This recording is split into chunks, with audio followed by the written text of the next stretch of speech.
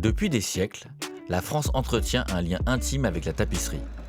Hérité de l'Antiquité, magnifié au Moyen-Âge, cet art trouve aujourd'hui un second souffle. Une nouvelle génération d'artistes artisans s'en empare. J'ai aujourd'hui rendez-vous avec Diane, alias Merigo Sensei, une artiste lissière qui, à travers l'exigence technique de la tapisserie de haute lisse, compose des œuvres sensibles et contemporaines. Elle m'a donné rendez-vous dans un atelier boutique dans le 20e arrondissement. Bonjour. Bonjour Richard. Ça va Diane? Ça va. Bienvenue dans une partie de ma boutique que je partage avec une amie. Moi je fais de la tapisserie de haute lisse. Comment? De haute lisse. Haute lisse. Oui, c'est de l'œuvre murale, donc ça se met... Ça se met au mur du coup? Ça se met au mur. D'accord. Tout part d'une photographie. Une photo de quoi? C'était une photo d'un arbre. Est-ce que tu le vois? Un arbre? Un arbre. Ah ouais, l'arbre je le vois pas. T'as Et pourtant, la photo il de était l'arbre? là. La photo de base, donc de l'arbre. Ah ouais, c'est comme vraiment... ça. Ah, ça c'est vraiment ressemblant. Ah oui, vraiment.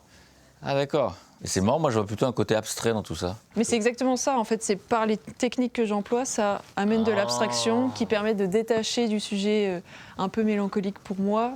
Je sens qu'il est sensible d'ailleurs, Mais c'est vrai. Je tu sens le sens? Oui, je sens Eh qu'il y a, ben, il y a c'est que j'ai bien fait mon il y a des travail. vibrations et des ondes, là je sens. C'est ça. C'est que des bonnes intentions qui sont mises dans la production. Good vibes, good energy. Exactement.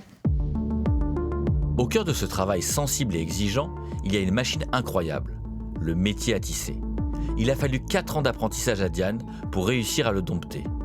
Elle me donne une petite leçon pour mieux comprendre comment fonctionne ce mystérieux instrument. Un des outils principaux, donc c'est une broche Oui. où il y a la réserve de fil et avec lequel on va venir tasser. Donc le premier passage, on va venir attraper les fils qui sont vers le devant, parce que tu as et des fils devant Et des fils arrière. Exactement. Donc premier passage, on vient attraper les fils devant, qu'on vient tasser avec la pointe. Mais là tu vas trop vite. Là, je prends, Tu prends et après. je passe. Ah oui, t'as eu des gestes là comme ça, tu fais des gestes comme ça, un peu de prestidigitateur. Alors, il faut le faire sur toute la largeur. D'accord. Et quand tu reviens, c'est à ce moment-là qu'il faut attraper donc les lisses. Et on appelle ça haute lisse parce que les lisses sont au-dessus de la tête. Au-dessus de la tête. Voilà. Et donc là, il va falloir attraper les lisses. Ah, ouais, Et pareil, on repasse et on retisse. ah en fait c'est à l'envers à l'endroit quoi. Oui, c'est ça. C'est un coup de... C'est des fils devant, puis les fils derrière. Au-delà de la précision des gestes se cachent des pièces uniques aux motifs abstraits dont seule Diane a le secret. Ça va être quoi le motif final alors? Alors là, c'est une pièce que je fais pour une future exposition qui sera en Chine. Et donc c'est cette photo-là, donc pareil, qui a été modifiée. Et ça, c'est une photo de poisson. Ah ouais. C'est bien les nageoires. J'ai commencé à redessiner les motifs et c'est ça qu'on retrouve justement sur la chaîne avec toutes ces petites traces. Après avoir décalqué le dessin, puis l'avoir reporté sur les fils tendus, point par point, à l'encre grâce à un poinçon de bois, il faut maintenant commencer le travail de tissage. Diane me propose de l'aider à faire quelques lignes, mais je suis pas sûr d'avoir vraiment tout compris. Ce qu'il faut faire, c'est prendre les fils arrière. Non. Non, les fils avant. Oui. Donc j'en ai pris 5 à peu près. Je vais passer la broche par l'arrière parce que c'est beaucoup mieux, c'est plus pratique, tu vois. Ok. Et ensuite, je peux, là je vais tirer, hop, Ouais. hop, Pas hop. trop. Pas trop. Attention. Et maintenant, Bon, je dirais pas que t'as oublié un fil, mais c'est pas grave. je suis pas passé dedans? Non. Ouais. T'essayes de faire un retour? Ah, c'est mes amis de là-haut. C'est ça. Ils sont là les hautes. Ouais. J'attrape. Et Vas-y, ça vas-y. je descends, tiens. Et voilà. Et là, tu passes ta broche là. Ah, C'est le retour. je le savais. Regarde mon geste comme il est magnifique. Super. Et Et là, tu peux lâcher. Et là je lâche. Ouais. Pas besoin de tirer. Ah, d'accord. Et là je fais pareil. Voilà. Et là, tu tasses. Nickel. En fait, c'est vachement long en fait. Ouais. Tu mets combien? 10 ans pour faire un truc pareil? Là, je pars sur 5 mois. 5 mois? Ouais. C'est beaucoup de boulot, quoi. Ouais, Et toute ouais. seule? Toute seule. Je peux te faire aider? Bah, en fait, c'est des techniques tellement compliquées que pour l'instant, j'ai pas trouvé quelqu'un qui puisse m'aider dessus. Ben moi? Ah non, pour l'instant, t'es juste une petite main. Mais Moi, c'est après. une petite main, regarde les grandes mains, moi. Non, mais Puis si tu après- reviens pour faire une pièce entière, on en reparle. Ah d'accord, ok. Non, moi, le seul truc, c'est les 5 mois, là, c'est... Diane tisse des œuvres contemporaines et par ses gestes perpétue l'excellence d'un artisanat d'exception. C'est cette manière de revisiter un savoir-faire ancien avec un regard moderne que je retrouve à l'autre bout du monde au Vietnam. Mathilde Granvaux, Une autre artiste française s'inscrit dans cette même dynamique. Elle explore la culture vietnamienne en jouant avec les abstractions géométriques des motifs ethniques ancestraux. Ok, c'est parti. On va aller chercher de la peinture et des toiles dans mon magasin préféré, à Da Nang. Et on va passer par le pont du Dragon. Portée par l'énergie du moment présent, Mathilde a choisi un changement de vie radical. Incarnant la génération F, Mathilde révèle enfin ce qui mûrissait en elle, y ajoutant les ingrédients essentiels pour laisser éclore toute sa créativité. Entre réminiscences françaises et influences locales, son univers abstrait s'affirme dans un dialogue subtil entre ses racines et son environnement d'adoption. Donc je suis partie toute seule il y a maintenant plus de 3 ans et demi, une première fois à Da Nang. Je suis tombée amoureuse de la ville, des gens, de la culture. Et maintenant, ça va faire bientôt 2 ans que je suis ici. L'art est né d'une envie en fait de me reconnecter. Donc ça a débuté plus dans une démarche de thérapie d'une certaine manière. Je dessinais tous les jours, je peignais. D'ailleurs pour la petite anecdote, avant de peindre sur une toile, j'ai eu une commande sur un mur de 4 mètres. Donc ça a été mon premier vrai challenge. Bonjour. Bonjour. C'est ici? Ah, vous en avez beaucoup maintenant. Oh, yeah. Ici, j'ai trouvé un magasin que j'adore, auquel d'ailleurs je vais toujours dans le même magasin, j'aime bien soutenir. C'est une petite famille qui le tient, le père est artiste, il y a la mère et la fille. J'achète principalement toutes mes peintures et tout mon matériel là-bas. C'est un nouveau chevalet, ça. Ouais. Ah, il est pas mal. J'adore, j'ai déjà peint sur 3 toiles rondes. J'aime bien utiliser des formes un peu originales. Donc j'avais fait un triangle, un hexagonal, et ici je peux pas trouver. Je peux trouver du rond, du carré. Alors, voici toutes les couleurs. C'est un peu le paradis pour moi. Donc là, je vais prendre quelques peintures supplémentaires pour finaliser ma collection Roots. Donc que des tons terracotta, parce que toutes mes peintures utilisent en fait la même palette de couleurs. Je veux qu'il y ait une certaine harmonie et un petit rappel au Vietnam, aux couleurs d'ici naturelles. Le jaune qui va rappeler par exemple le sable, le marron qui peut rappeler la terre, le vert pour les arbres, un petit rappel à la nature qu'on trouve ici. Le rouille aussi, voilà, des tons en fait naturels. Un petit clin d'œil aux couleurs et aux tons du Vietnam. Donc ça c'est quelque chose que voilà, je voulais rester dans une même gamme de couleurs pour ma collection. Il y a une certaine harmonie. Donc ici, bon, je suis très heureuse d'avoir trouvé ce magasin parce qu'il y a quand même un large choix de peintures. Par contre, c'est vrai que ça reste limité par rapport à la France, à Paris, où je peux tout trouver. Moi, j'utilise principalement de l'acrylique, donc ça c'est plutôt cool parce qu'on le trouve facilement ici. Par contre, il y a des peintures que j'adore utiliser qui ont un effet un peu irisé, qui reflètent la lumière. Et ça, je peux pas le trouver, donc, ou alors c'est pas la qualité que je souhaite. Donc je ramène aussi des peintures ou des pinceaux de France. Comme j'y retourne une fois par an, je fais toujours le plein. Je crois que la moitié de ma valise, ce ne sont que des affaires de peinture. Voilà, comme ça, j'allie un petit peu les deux, peinture locale et aussi de France.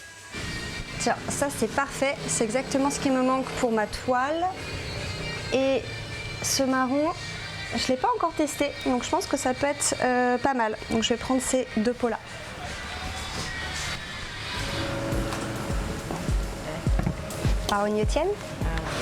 Merci beaucoup. Merci, au revoir. À bientôt. D'ailleurs, c'était quelque chose de très important pour moi, c'était mon logement. Où est-ce que j'allais habiter, où est-ce que j'allais créer. Parce que mon environnement a un grand impact en fait sur ma créativité. Un des points les plus importants pour moi, c'était la lumière naturelle. Donc d'avoir beaucoup de fenêtres et beaucoup de lumière naturelle. Je suis tombée amoureuse là, de là où je suis. En fait, c'est un loft, un peu style loft new-yorkais, avec une belle hauteur sous plafond, avec beaucoup de lumière naturelle. Je travaille principalement avec de la lumière du jour. C'est vrai que c'est ce que je préfère parce que je peux vraiment voir à quoi ressemble la couleur. Mais parfois, la nuit, je sais pas, j'ai un moment d'esprit très créatif et du coup, je peux peindre aussi toute la soirée. Donc là, j'utilise les spots et la lumière artificielle. Mais j'essaie de privilégier un maximum la lumière naturelle. Ouais. Au fil du temps, Mathilde a su élaborer un univers plastique singulier, nourri de contrastes et d'harmonie.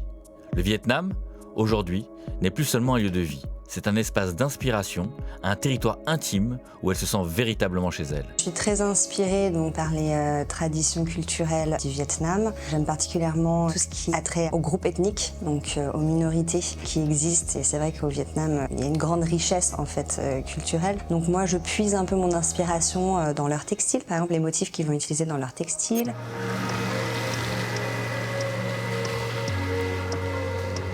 L'histoire du Vietnam et la richesse de ses minorités ethniques ne cessent d'inspirer les artistes. Aujourd'hui, Mathilde part à la rencontre de Réan, photographe passionné qui puise son art dans cette mémoire vivante. Dans sa galerie, pensée comme un véritable petit musée, il dévoile son regard sur un Vietnam multiple et profondément humain. Salut. Bonjour. Enchantée. Enchanté. Réan. Mathilde. Première fois ici? Non, je suis déjà venue plusieurs fois. Je suis vraiment admirative de ton travail. La toute première fois quand je suis venue au Vietnam et que j'ai visité Hoi An, c'est un des premiers musées où je suis allée et ça m'a vraiment fascinée. Son musée est vraiment bien fait parce qu'il a documenté quand même les 54 groupes ethniques du Vietnam, donc très intéressant. Je m'imprègne totalement des différents motifs sur les textiles. Et puis il a utilisé aussi certains motifs, même pour des cadres de ses photos. Nous sommes ici, au centre du Vietnam, sur la côte, à Hoi An. À 2 heures de route, simplement 2 heures de moto, on a les premières ethnies qui font encore leurs costumes, pour certains. Et on a aussi des ethnies sur la côte, les Cham et d'autres, les Churu, dans les hauts plateaux avec les Banars, les Sedang, et dans le Mekong, dans le delta du Mekong, on a également des ethnies. Donc souvent, quand les gens pensent à l'ethnographie vietnamienne ou à la diversité, on pense qu'elles sont toutes dans le nord, mais en fait, on en a un petit peu partout sur le territoire vietnamien. Ah, c'est intéressant. Moi, c'est vrai que j'ai habité 2 ans au Laos. Donc, j'étais à Luang Prabang, Oui. dans le nord. Et donc, j'ai été aussi en contact avec certaines minorités. Et je pense qu'elles se partagent entre le Vietnam Exactement. et le Laos, parce qu'ils traversent en fait les frontières. Exactement. Donc, je suis un peu familière avec les Hmong, par exemple. Oui. Ouais. Alors les Hmong, on les retrouve donc au nord, un petit peu partout au nord, mais on les retrouve également en Thaïlande. Ah oui, en Thaïlande, oui. Au Laos, au Cambodge et en Chine, évidemment. Les ethnies, pendant la guerre du Vietnam, beaucoup ont traversé les frontières pour se protéger. Donc on retrouve des cultures vraiment identiques, parfois Exactement. qui ont évolué un petit peu différemment, mais les motifs qu'on retrouve sur leurs vêtements sont souvent les mêmes. Oui. C'est ça, en fait, surtout qui m'inspire beaucoup dans... Je vois. Tu peux voir dans ma veste. Et dans mes peintures, en fait, j'aime bien reprendre certains motifs assez traditionnels. Réan voue une passion pour l'histoire des minorités ethniques vietnamiennes et depuis plus de 10 ans, il y consacre tout son temps. Chaque ethnie possède ses savoir-faire, ses techniques et ses motifs avec leur propre signification. Tout ça, ce sont vraiment des motifs vraiment uniques qu'on ne retrouve pas sur les autres Ça, costumes. j'adore, parce que moi, j'utilise d'ailleurs beaucoup de spirales. Dans mes peintures, il y a aussi un petit peu cette forme de cœur. Et notamment, j'ai une fresque murale derrière le Resort Victoria. J'ai peint une belle fresque et j'ai utilisé beaucoup de motifs des différentes ethnies. Et voilà, il y a des spirales, il y a cette forme ici. C'est magnifique. Ça, franchement, j'adore. Donc, ça me parle beaucoup. Il va falloir que je prenne mon petit carnet après. Ouais.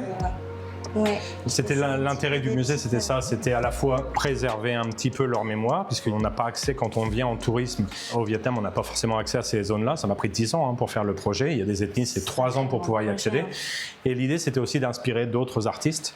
Et de donner envie peut-être d'aller s'aventurer dans les montagnes et d'aller les rencontrer par toi-même peut-être.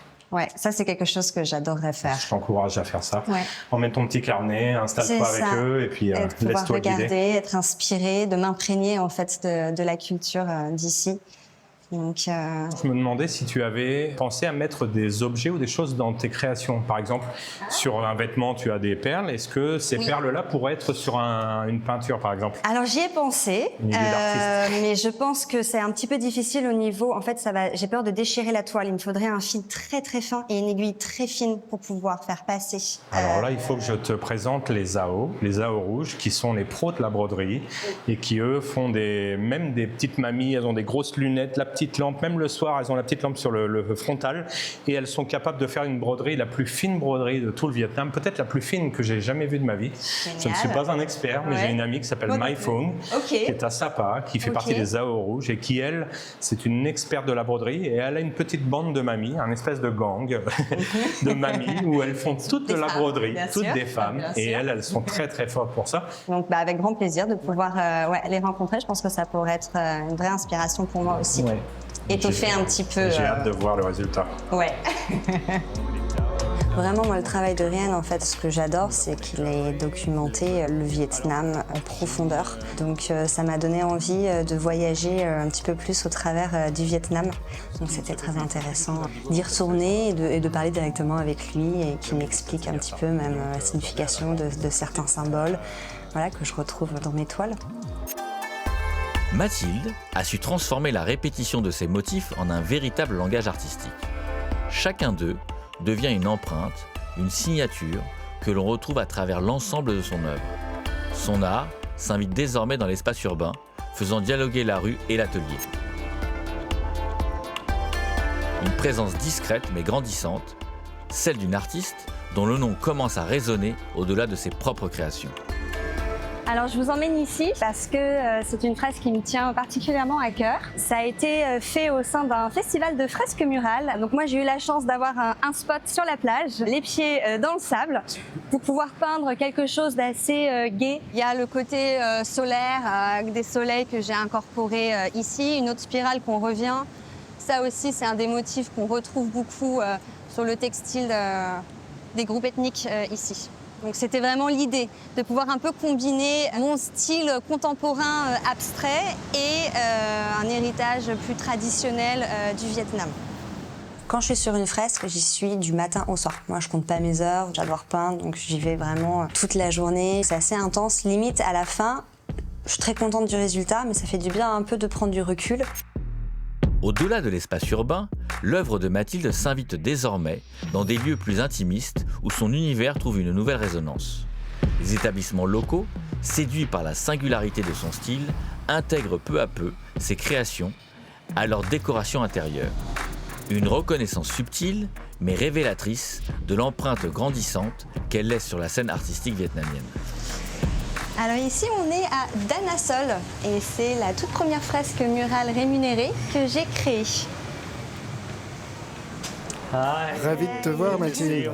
Ravie aussi. Ça, c'est pour toi. Merci. Tout va bien? Oui, et toi? Ouais. Alors, t'es contente de l'œuvre? Oui, super. Les clients demandent toujours la signification de cette œuvre et qui a fait ça. C'est que du positif. Et tu te souviens quand est-ce que ça a commencé? Oui, tu étais là avec un vidéaste. Yes, Ouais, c'est ça. Et j'ai vu ce que tu dessinais et ça nous a connectés. Après, j'ai vu ton profil Insta. Yes. Yeah, exactly. Oui, Like I oui, went here c'est because I vrai, chose that place je me because I souviens. really loved J'étais the ici, vibes, the j'aimais la decorations. vibe, la They did such a déco, great job here. et je faisais du bon boulot. Et quand j'ai vu l'arche ici, là, je me suis dit que ce serait génial d'y faire une œuvre.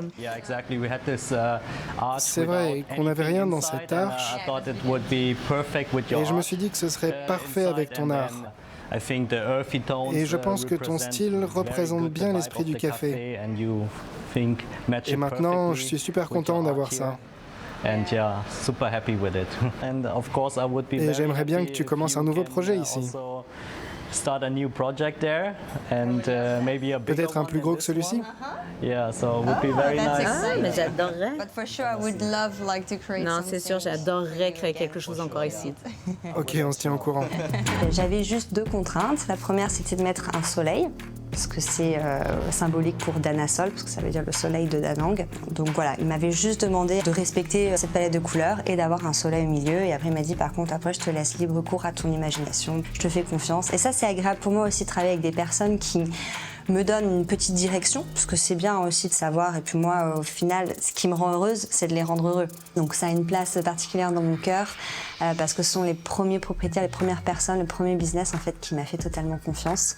Et à partir de là, j'ai eu plein de projets. Très reconnaissante. Bonjour. Bonjour, comment ça va? Ça va et toi? Oui, très bien. Forte d'une notoriété grandissante, Mathilde s'est entourée de Sola, qui l'accompagne dans le développement de ses différents projets artistiques. Son prochain grand rendez-vous, un solo show à Ho Chi Minh Ville. Une étape charnière qui marque une nouvelle dimension dans son parcours et confirme la maturité de son œuvre. Je dois signer celui-ci? Oui. Ok. Donc, c'est bon. Nous avons signé les contrats. Prochaine étape, ils nous envoient une version provisoire pour au moins l'utiliser pour la communication, pour après créer l'événement sur les réseaux sociaux, pour commencer à inviter les gens et on pourrait travailler sur la stratégie pour le jour de l'ouverture. Donc là, Sola est avec moi. Donc Sola, c'est mon assistante personnelle. Elle m'aide énormément sur plein de sujets. Donc elle gère mes réseaux sociaux, mon site internet, mon blog. On a commencé à écrire quelques articles sur mon site. Elle gère également en fait toute la coordination avec tous mes projets. C'est elle qui va aussi faire du démarchage avec des hôtels, avec des galeries. Elle me traduit tout en vietnamien. Donc vraiment, elle, elle est très importante dans mon quotidien. Je suis super heureuse de l'avoir à mes côtés.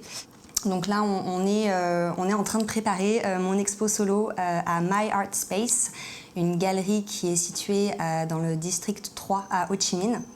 Donc ça va être la première fois que je vais sortir toutes mes peintures de chez moi. J'aurais mis quasiment 2 ans à peindre 20 toiles. Donc ça va être leur première expo. Et là, au Vietnam, ça va être la première galerie avec laquelle je vais travailler. En fait, j'attendais tout simplement de finir ma collection, parce que ça prend du temps. Donc quand je suis arrivée ici, j'avais aucune peinture avec moi, aucune toile. Et donc ça va être ma première expo solo à Saigon. Ma collection Roots, c'est un peu un hommage à cette terre qui m'a accueillie. Donc ça s'appelle Roots. Donc vraiment, il y a une idée d'être ancrée dans un endroit, même si c'est pas forcément en fait mon pays natal. Donc j'ai voulu aussi quand même incorporer quelques motifs vietnamiens, quelques structures géométriques qu'on peut retrouver même dans des mosaïques de maisons traditionnelles ici. Ouais, ça va être.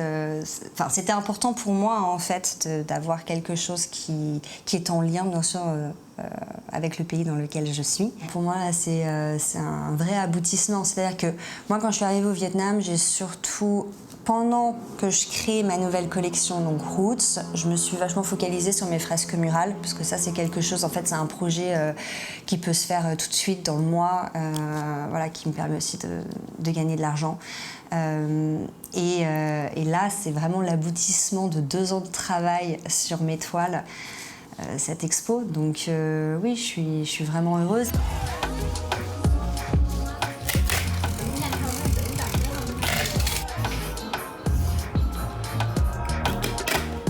Les toiles, soigneusement emballées, prennent maintenant la route pour Ho Chi Minh Ville.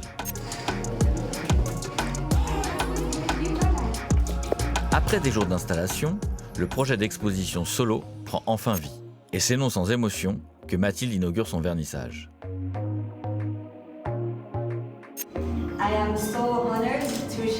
Je suis honorée de partager ma toute première exposition à Ho Chi Minh avec vous. Je suis vraiment heureuse de vous voir tous ici ce soir. Cette exposition, Roots, représente beaucoup pour moi parce que c'est le fruit de mes 2 premières années de travail artistique au Vietnam. 2 ans à créer, à explorer et à apprendre. Quand je suis venue à Da Nang, je n'imaginais pas que cette terre m'inspirerait si profondément. Je suis tombée amoureuse de la culture, des gens et de la nature qui m'entoure. Tout ici m'a aidée à me connecter à quelque chose d'essentiel, le sentiment d'être ancrée, connectée et présente. De l'inspiration naissent les motifs. À Paris, dans l'atelier de Diane, comme au Vietnam, dans les mains de Mathilde, une nouvelle génération d'artistes francophones transforme la matière en langage universel. Portés par un savoir-faire unique, leur création rayonne, aujourd'hui, bien au-delà des frontières.